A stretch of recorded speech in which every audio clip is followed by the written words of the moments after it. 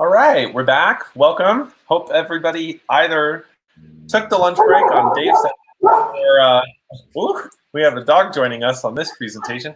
No, it's fine. And then if you haven't taken a lunch break, I hope you're doing that right now as you listen in with Valerie. This is going to be a great session.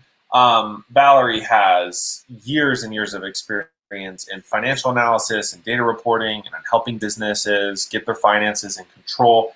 She was at PricewaterhouseCoopers. She's now at Focused Energy, a financial and operational consulting firm in Denver.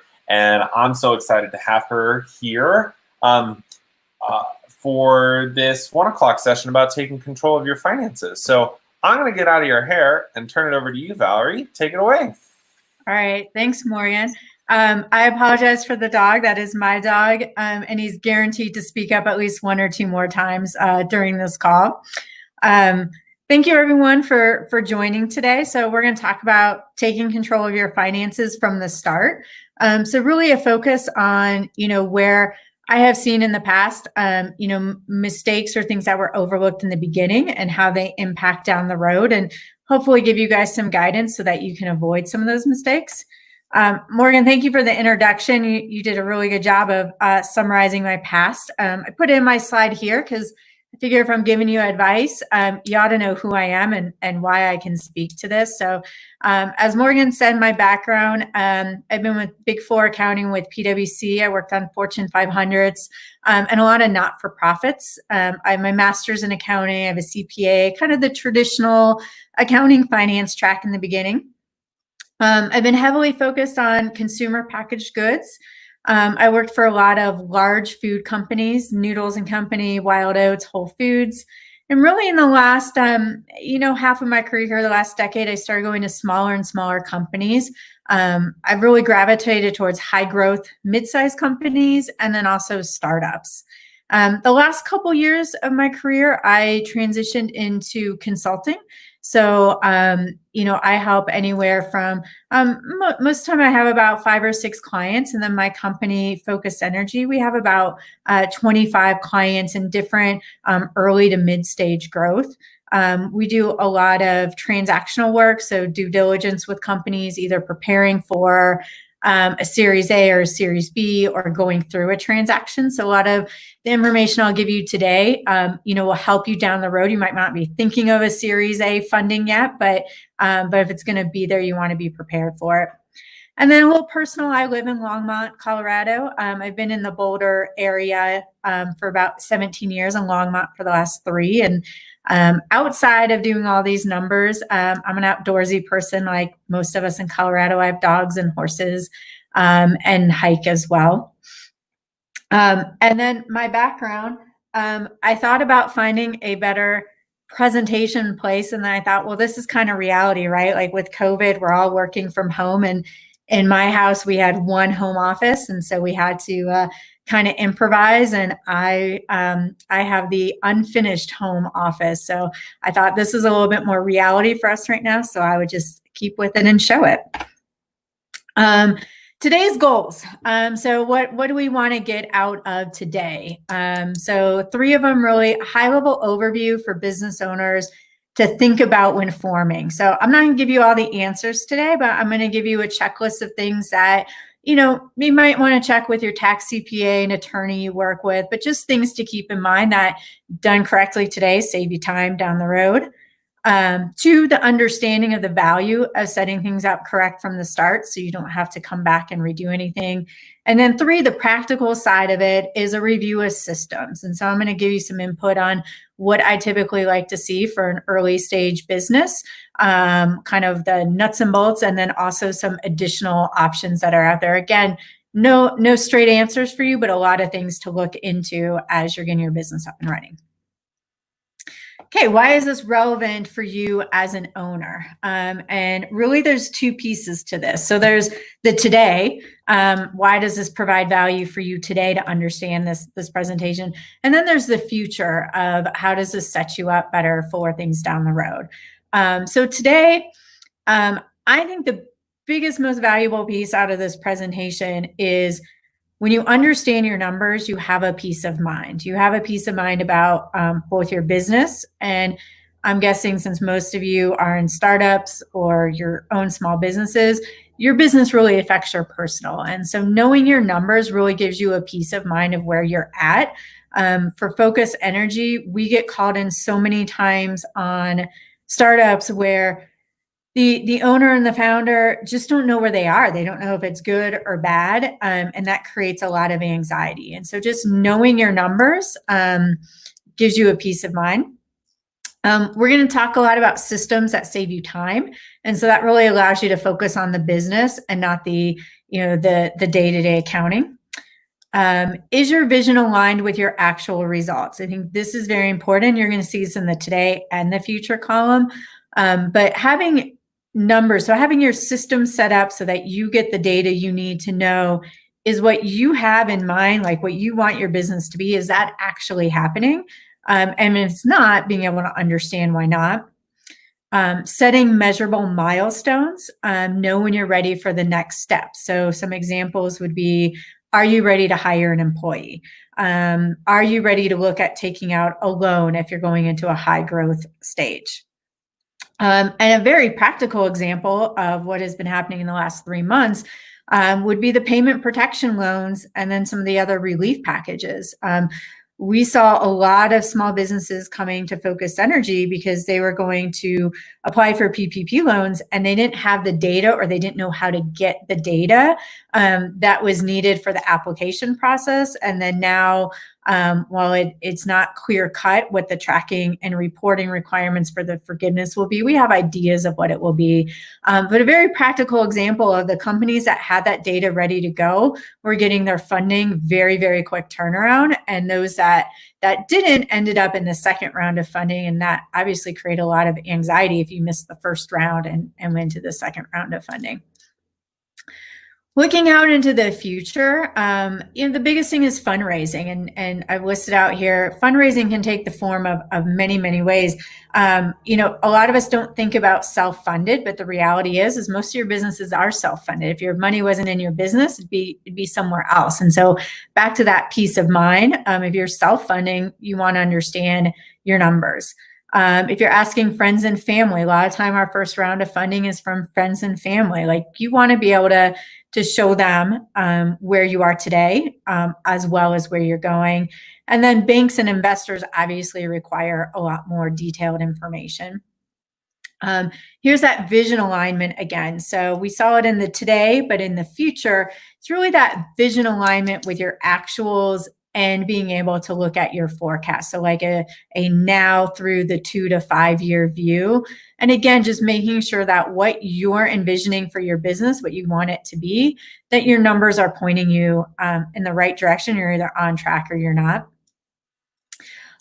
These next two, these are things a lot of people overlook. At the end of the day, a lot of us are looking at, building a business and then selling it. So your sale of a business, when you get into due diligence work, it's very time consuming. Those of you, if you've been through it, you know that there's something called a data room, so a virtual data room. But there's a lot of information, a lot of reporting that you have to put into these data rooms. So again, if you have it set up from the beginning, data rooms can be extremely easy, or if you don't have things organized, they can be extremely difficult. And then reduction of legal and tax costs for reforming. So I say reforming because if you set your business up one way today and 3 years from now you realize that you want a different type of legal entity, or you're going to have additional owners involved, oftentimes there's a lot of costs involved in making those changes. Okay, so this is a very quick overview of business formation. And again, this is not going to give you answers. I'm not a tax accountant. I'm not an attorney. But these are common things that I see that I think all business owners should have a clear understanding of the legal and tax side. So type of entity, it's under legal and tax because there are different advantages being a C Corp, an S Corp, an LLC. Those are things that you want to talk to your tax accountant, you want to talk to your attorney, someone who understands your business and can advise you on what would be the best setup. Ownership structure now and future. If it's a one-person organization, it's a lot more simple. But if you're looking at taking partners down the road, it might make more sense to set up a certain way today, knowing what you're leaning towards in the future. Your taxes, you're going to have your federal ID number, your federal and state taxes, all pretty standard, right? And then we start getting into things like sales taxes. They've become a lot more complicated in the last few years. The Wayfield online sales case has certainly complicated things. A lot more states and local are taking nexus and requiring sales tax to be filed. Also, don't think just because you don't have anything tangible. A lot of times we associate sales tax with a tangible product, but services, particularly software services, are taxed in a lot of places as well. Capital, understanding from a tax perspective, contributions, distributions versus salary. When we start talking into systems in a little bit, we're going to see some systems that help with tracking of those. But again, really good to be clear from the beginning on distributions versus salary. So how are you taking money out of your business? Or if you're in the startup stage where you're doing more contributions, understanding how those are tracked for tax purposes. And then employee payroll taxes. We'll talk about this when we get into systems. This is probably one of the biggest mistakes that I see in startup and early stage companies is that employee payroll taxes are not done correctly, and it can be a very costly mistake down the road. Regulations, you want to make sure you're up to date. It's the Colorado Secretary of State website. And then if you have employees in multiple states, you want to be mindful what registrations are required there. So again, a very high level overview of this information, but those are the things that you want on your radar when you're forming a business. Okay, so now we're going to get into the nuts and bolts, the systems, which is primarily what we are here to talk about today. So when I'm looking at systems for a company, these are my goals. Number one is simple. So a lot of times these systems, you might need some assistance setting them up, but the end goal would be that we have a suite of systems that are easy for a business owner to maintain on a day-to-day basis. The second piece of the simplicity is one place to go. There's a lot of systems and apps out there right now, and they all do fabulous things. One of my goals is always to have, as much as possible, one place to go. And so when we get into this, you're going to see that QuickBooks Online, or QBO, is generally what I refer to as the hub system. And so it's collecting everything into that system. And so for me, as a business owner, if you're limited to only needing to log into one system like QBO and being able to pull all your data, it helps you save some time. Syncing, so feeding data into one system. So again, I'm going to use QBO a lot because that is what we typically would set any new company up on. We're going to have our bank feeds go directly into QBO. So very rarely do you need to log into your bank. You just go into your QBO and all your information is updated on a daily basis. There is a program called Zapier, which connects apps and systems. So a lot of what we're going to talk about today integrates already, but if it doesn't, there are some programs out there that help with that. Making sure we use the tools in the systems. And so an example of this is in QBO for recurring transactions. There's a little bit of setup in the beginning to let QBO know, hey, this is going to happen over and over again. But then it's automatically going to put it in the same place every single time. Again, saving us time. Out-of-box reporting. So my preference is that we set any new business up on a system where everything's going to come out of one spot. So all of your reporting, so your income statement, your balance sheet, and your cash flow reporting would ideally come out of your one system. And then additional reports, so like reports by customers, or QBO allows you to use classes, which can be very helpful as well if set up correctly. A lot of what we're going to talk about today, there are free or very low cost systems. And so I always recommend that you get started on something that is maybe you're in the free version today, but it has the features that you want later down the road, and you just upgrade later as you get to it.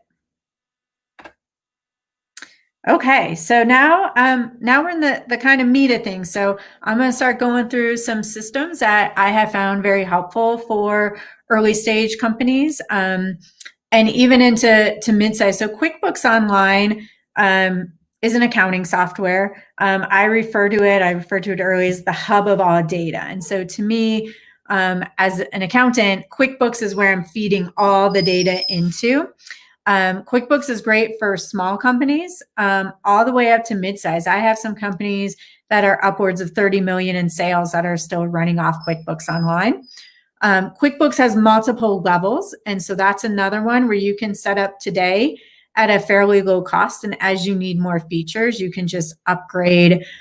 So companies that grow up to 30 million in sales are still in QBO, they're just on a different version. Desktop for QuickBooks is being phased out, and so I am not recommending at this time that anyone start with desktop. I still have some clients who will use desktop, but we have over time been converting those over to QuickBooks Online as well. QuickBooks Online, one of the best advantages to me of it is that most other web-based systems and apps out there are set up to sync with QuickBooks Online. It is by far the most widely used accounting system for small and medium-sized businesses. So it's very easy to find what you need and link it to QuickBooks. And so for smaller businesses, the advantage of this to me is that you have all these systems that do very specific things. So we're going to get into some systems for time tracking, for paying bills. And so as you're getting larger and you have employees or other people involved in your business, people log into what they need to. So if I'm an employee, I might log into a system to track my time, but I don't need to log into QuickBooks. So you as the owner are going to have QuickBooks, which collects everything, but the people involved in your organization are going to work in all these other systems that are really geared and specialized now. It's a lot easier now that we have all these systems that do very specific things very well. And then it all gets collected and rolled up into QBO. So the first two things beyond QBO, I'm going to talk about. My apologies. He does not like airplanes. The first two are going to be time trackers. And, you're probably sitting there going, well, I'm a small business. I don't have employees. But this has actually become a lot more of a necessity with the payment protection loans and a lot of the additional SBA loans that have been coming out in the last 3 months. So a lot of them are requiring owners to start tracking time as well. And so I have at this point recommended for all my clients that they be tracking their time in one fashion or another. So Harvest is a very popular time tracking system. It also allows you to do invoicing. So if you're a service firm in particular, Harvest is very simple to implement. It syncs up with QuickBooks Online. Once it's set up, there's very little maintenance of the system to be done. As I mentioned with the PPP and SBA loans, we're seeing more requirements for time tracking. Even if it's not salary, even if you're taking distributions out of your business, we're still seeing that the support of showing hours worked is being requested by some banks. Again, so getting down to salary versus distribution, this is definitely something that you want to have some conversations with a tax accountant around of how much money do you need to be pulling out of your business, and how do you want to do it? Do you want to do it as a salary? Do you want to do it as a distribution? If you're a service firm, you can actually do both. So you can pull out a salary based on hours you've worked, and you can pull distributions out based on profit. So there's many different ways to do this. Again, this is where you want to be talking to your tax accountant, but having a system like Harvest that tracks whether you have employees, contractors, or yourself, you're all tracking your time. And then Harvest is great, and that allows you to invoice directly to your customers. So particularly for a service firm, if you're billing by hours or you're billing flat fee per month, Harvest will do all the invoicing, and then you can track your invoices and outstanding receivables through Harvest. Gusto is another is a payroll system, like an HR payroll system. And so it doesn't do the time tracking like Harvest, but it does allow for payments to contractors and employees. And we talked earlier in the presentation, I said one of the biggest mistakes I see being made is around payroll taxes. So a big mistake is people bring in employees and pay them without calculating the payroll taxes, and then don't remit them to the proper federal, state, or local. And that comes with a heavy penalty down the road. So the fines and interest involved in that can actually amount more than what you actually owe. So I recommend as soon as you have an employee that you go on Gusto, because you put the information in, you put their gross wages in, you put the state they're in, and Gusto is going to calculate the payroll taxes for you.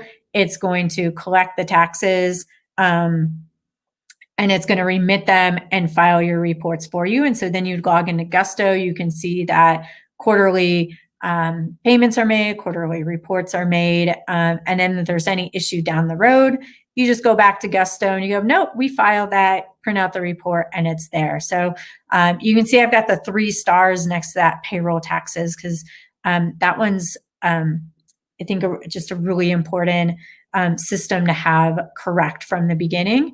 And that includes you as an owner. So if you are taking a salary out of your business, if you're taking a salary versus a distribution, I still highly recommend Gusto is very low cost if you only have one person in it. I still recommend going through Gusto because it will calculate the taxes for you. Okay, moving on. So the next 2 systems we're going to talk about have to do with managing accounts payable and then also accounts receivable. So Bill.com is another very popular system right now. It manages your accounts payable and can manage your accounts receivable as well. There's 2 things I love about Bill.com. One is the retention of documents. So what do all small business owners fear? Like IRS audits, right? Like no one wants an IRS audit. There's the jokes of saving receipts in shoe boxes and handing it over. We don't want to do that. When you move to a system like Bill.com, it's all electronic. And so you can give vendors an email address. They email invoices. It goes straight into Bill.com. If you're small right now, it's super easy to use. As you get larger, you can layer in approval levels. So if you have someone, say, going in and processing your invoices, you as the owner can be the person who does the final approval and payment. So Bill.com is a great system that grows with your company. It can be very simple from just one person using it up to a larger company where you have layers of review. And it's going to keep all that backup. So if you come to an IRS audit at some point, you just go into your Bill.com and all your PDF copies of invoices are there. The other really great thing about Bill.com is you can do electronic payments in and out. So for your accounts payable, you can pay your invoices online, so it kind of eliminates that need for paper checks and signing anything. And then if you're running your accounts receivable through there as well, your vendors can pay their invoices. It's no cost to them. They set up a free account. They put their banking information in, and it's a super easy system to use. And Bill.com syncs very well with QBO. They work very well together. So the next one we're going to talk about is Expensify. Expensify handles expense reports for employees. And again, some of you are probably out there going, well, we're small, we don't have employees. The great thing about Expensify is that you can scan your invoices or your receipts. They have a really nice app on your phone, so you can just scan a receipt as it comes in and submit it for either a reimbursement, or you could link it to a credit card. So it will pull in your credit card activity, and then you go through and you scan, you take a picture of your invoices, receipts. And again, this is really great for having your backup. So should at some point you go into an audit and you need some backup of your receipts, or even maybe your tax accountant the end of the year wants to see receipts before you file taxes, Expensify is going to keep all that data. It's very low cost as well. So even if you're small, you have one or two people or employees involved, it's a pretty low cost to have that system in place. And it is another one. I think everything I have on here is going to sync with QBO very easily. So once you set up Expensify, there's very little that needs to be done. And it will sync directly over to QBO. Okay. So the ones we covered those are like those are my like must-haves. I think those are all a really solid starting place for systems. These next one we're going to get into are a little bit more administrative and organizing, and then getting into some specialty systems. LastPass, if you're not using LastPass, it's it's for password retention. It's great whether you're one person and you want to have your password somewhere very secure, or as you grow and you have teams, it's very easy to share access for systems as well. So when we start looking at this list and you see, I'm talking about QBO being the hub and there being all these other systems that link to it, we start getting a lot of logins and a lot of passwords. And, if you're like me, you probably have a lot of sticky notes with them, but that's not a great way for keeping your passwords safe. And so LastPass is what we use at Focus Energy, and I often recommend. I'm guessing a lot of you are very familiar with electronic signatures, HelloSign, DocuSign, all fabulous for your electronic signatures, and then document retention for those final executed documents. We talked earlier about data rooms. So down the road, if you go into a potential sale, you're going through due diligence, you're getting into a data room, they love to see executed contracts. There's nothing worse than going through due diligence and you have contracts, but they're not the final sign executed. And so utilizing a HelloSign or a DocuSign, in addition to the electronic signatures, will help you with your retention. Square and PayPal, I think these are services people are very familiar with. You can use it for receiving payments in. There are fees associated with Square and PayPal. I don't think they're always the most cost effective, but they're very easy. And so I always say if it's going to get you the money quicker than waiting for a vendor to send a check in, that they're probably worth the fees. But Square and PayPal, probably the two most common. Getting into some more specific systems, SOS inventory. If you're handling inventory, manufacturing, order management, inventory, SOS is a relatively newer online system for inventory management. It is working very well with QBO. It's one of the better ones I've seen work with QBO as far as inventory management. We talked earlier about sales tax. Sales tax is an area where you don't even have to be a small business. A lot of big companies are getting in trouble with sales tax because the rules and regulations have been changing quite a bit in the last few years around them. So if you are getting to the point where you're large enough, or if you're selling in multiple states and you're meeting the requirements for multiple filings, there's quite a few sales tax systems out there. Avalara is the one that we have been working with the most. We find that again, you're going to hear me talk about that integration with QBO. Avalara is going to pull data out of QBO and then feed some data back in. So we have found that connection between QBO and Avalara works really well, and their support team it works really well as well. You're not on your own with Avalara. Customer relationship management, or CRM. Zoho is one that I like particularly because they have a lot of those layers where we talked about. They have like a free platform so you can get your feet in. You can work with Zoho, you can test it out. And then as your business grows, they have different upgrades you can do. Salesforce is a very popular one. Again, it's going to integrate with QBO very well. Keep your sales team working in something that they understand. They don't ever need to see QBO because they can get the data they need from Salesforce, and then it's going to feed over to your QBO. Okay, that went a little quicker than I thought. This is very strange because I can't see you guys out there. So that was kind of some of those were a lot of examples. So just to walk through and recap this, there's many, many, many systems depending on your needs. So what I largely recommend for businesses is start with the basics and then add on integrated systems from there. So the very beginning, we talked about QBO, Gusto, and Bill.com. That to me is your basics. So I typically, if I have a new client and we're setting things up, those are three I start with: QBO, Bill.com, Gusto. It's going to handle all of your HR, payroll, contractors are going to be in Gusto.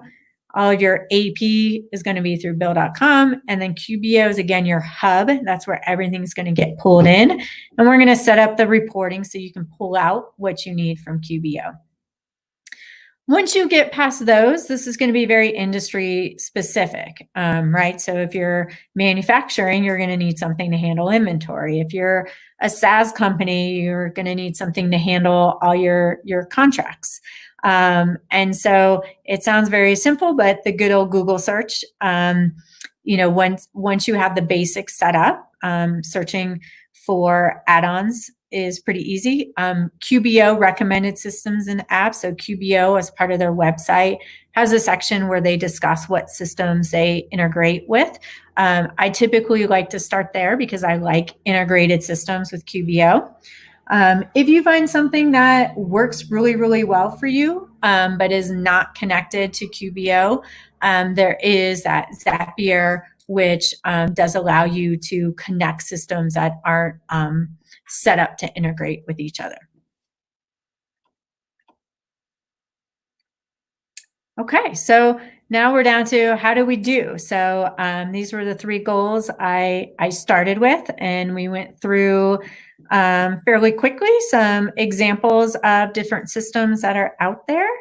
And this would be the spot we open up for any Q&A. Awesome. Well, that was great. Thank you. What a thorough overview. I didn't realize how many systems there were out there. As a comment that I see from Fawn, great information. So anybody who has questions or comments for Val, please drop them into either the YouTube comment feed or Facebook comments, and we'll have her answer them. One of the questions that actually I had as I was listening was, and this actually is kind of like earlier today with some of the speakers we've had, some of getting into that like rhythm. So there's kind of two elements. Some people have been asking questions about when's the right time to hire a CPA or external financial help, and then like how does the business owner stay on top of it regularly? What does that look like? Do you have any tips or tricks for that? Yeah, absolutely. So as far as when to bring in a CPA or an accountant, I would say the earlier the better. We just talked today about a lot of setup. And I think you get more bang for your buck just bringing someone in. Like I've set up QBO, Bill.com, and Gusto more times than I can count. So yes, you might end up paying me an hourly rate to do it, but I can do it in a few hours. You're going to spend a whole weekend, and your weekend could be spent chilling out and relaxing or focusing on your business. So I do recommend setup, that you bring someone in who is specialized in doing it. Just again, the whole topic was set it up right from the start. It's much easier for me to set something up than it is to go in down the road and try to fix it.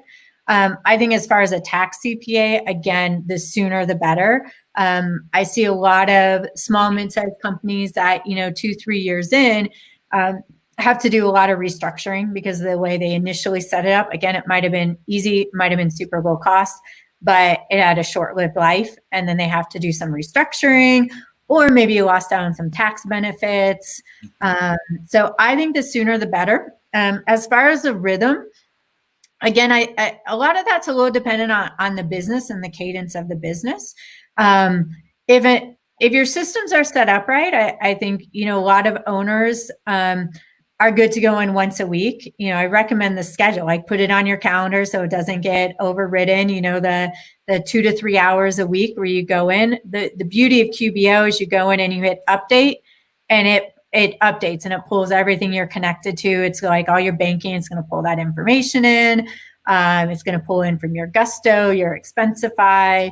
And a lot of times QBO is going to automatically code things for you. So there's not a lot you have to do. That's the beauty of it, is we try to set things up so that you don't have to touch a lot. You don't have to think about it a lot. And then I highly recommend, if you're an owner and you want to do your books yourself, that you still be engaged with someone who's an accountant or a CPA, and maybe quarterly you have a 2-hour check-in. So your CPA can log into your QBO, review things, and then you can sit down and you can have conversations. It helps to make sure your today is correct. And then it also helps you as you start getting into that, looking to the future, that you're already working with someone. And so you have some rapport and some connection. So when you start getting into some of the investors, when you want to do a pitch deck and you're starting to do some more in-depth financial work, that you already have a relationship built. Nice. So Dan's asking, are there ways to sync with QBO but then go offline for a few days? Like, does it store, are you able to store information offline? Yeah, absolutely. Yeah. So the QuickBooks Online portion, the online is for, the data to pull in for you to do your work. But then you can offline work on it. And then when you're back online, it's going to sync back up. Okay. That's nice. That's good. Fawn actually has a question for me, which is hilarious. She asked, what does my shirt say? Which is Longmont versus everybody. This is a BBP shirt. But that reminds me to do my LSW20 job. We're selling swag. You should get some. You can go to our longmontstartupweek.co site and get this shirt or our pocket t-shirt and some sticker sheets, and all the net proceeds are going to benefit our local entrepreneurs. Local entrepreneurial organizations. So I will say Bat Phone, which by the way is one of my favorite usernames of the week so far, has said that they've had some problems with QBO crashing, especially for monthly recurring billing. Is that something that you've encountered, or are there ways to get around it, or is that a very unique problem? It's interesting. So I don't use QBO for recurring monthly billing. We talked earlier, I talked about QBO being a hub for a lot. I don't find that QBO does, this is going to sound bad, it doesn't do anything great, right? Like there's all these other systems out there now that are specialized and do things really great, that to me, there's not a lot you're going to do inside QBO. So for me, like if you have recurring monthly billing, I would look at using a different system. So like Bill.com has an accounts receivable system. They have recurring invoices. I personally like the look and feel of Bill.com for managing receivables. Are really great with collections. We talked about the online payments. So Batphone, I have not specifically had that issue with QBO, but I also would tend to stay away from anything recurring monthly billing, either payments or invoicing in QBO, and I'd look at another system. Awesome. Figured I'd bring it up. Well, I think that's all that people have. That was such a great session and so thorough. Thank you so much for your time and for joining us during LSW 20. I so appreciate it, Val. Well, thank you. It was great to be part. Two years ago was my first time sitting in the audience, and I said, I want to present. And, yes. So it was great to be part of it. And here we are. All right, everybody. Well, we'll be back on the hour at 2 with our next session about finding money, I think. So thank you all, and have a good rest of your day. Thank you.